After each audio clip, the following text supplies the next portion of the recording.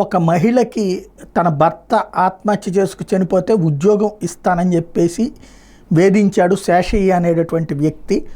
అతను కాకాని అనుచరుడు అన్నటువంటి కారణంగా అతన్ని నిన్న రాత్రి అరెస్ట్ చేస్తే దాని మీదన అంటే ఉద్యోగం దగ్గరికి ఇస్తానని చెప్పేసి మోసం చేశాడు, ప్లస్ ఆమెని లైంగికంగా వేధించాడు అన్నటువంటి కేసు మీదన వెంకట శేషయ్య వాస్తవం కాకాని గోవర్ధన్ రెడ్డి డిజోన్ చేసుకుంటానికి లేదు, తన మనిషి అని చెప్తూ మేము అధికారంలో ఉంటే సోమిరెడ్డి అసలు బయట తిరిగేవాడు కాదు, కూటమి ప్రభుత్వం కొత్త తరహా వేధింపులకు దిగుతుంది, మేము అధికారంలోకి వస్తే అన్ని లెక్కలు తెలుస్తాం, మేము అధికారంలోకి వస్తే తప్పుడు కేసులు పెట్టిన వాళ్ళు మేము ఎందుకు తప్పుడు కేసులు పెట్టామా అని బాధపడతారు.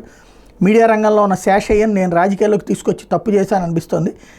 శేషయ్యను బయటకు తీసుకొచ్చేందుకు న్యాయ పోరాటం చేస్తాం, వైసీపీ కార్యకర్తలకు అండగా ఉంటాం, ఈ కేసు విషయంలో ఎవరు అత్యుత్సాహం చూపించినా వాళ్ళని ఎవరిని వదిలిపెట్టాం.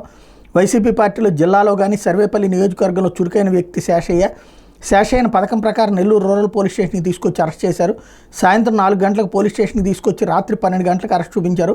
ఒక మహిళ ఫిర్యాదు చేసినప్పుడు విచారణ చేసి కేసు నమోదు చేయాలి, శేషయ్యను అరెస్ట్ చేస్తాను ముందు నుండి ప్లాన్ చేస్తున్నారు. ఫిర్యాదు చేసిన మహిళ అత్తామామలు చెప్పిన సమాచారం ప్రకారం వాళ్ళ కొడుకు చనిపోతే రావాల్సిన డబ్బులు ఇవ్వాలి అని మహిళను అడిగినందుకే శేషయ్య మీద తప్పుడు కేసులు పెట్టారు. రాజకీయ కక్షలతోనే శేషయ్య వ్యక్తిగత జీవితాన్ని హననం చేస్తున్నారు. శేషయ్యను రాజకీయంగా ఎదుర్కోలేక వేధిస్తున్నారు. కూటమి ప్రభుత్వం అధికారంలోకి వచ్చిన తర్వాత మాజీ మంత్రులు పైన మాజీ ఎమ్మెల్యేల మీద తప్పుడు కేసులు పెడుతున్నారు. కూటమి ప్రభుత్వంలో దుర్మార్గ పనులు నిత్యకృత్యం జరుగుతున్నాయి అన్నటువంటిది.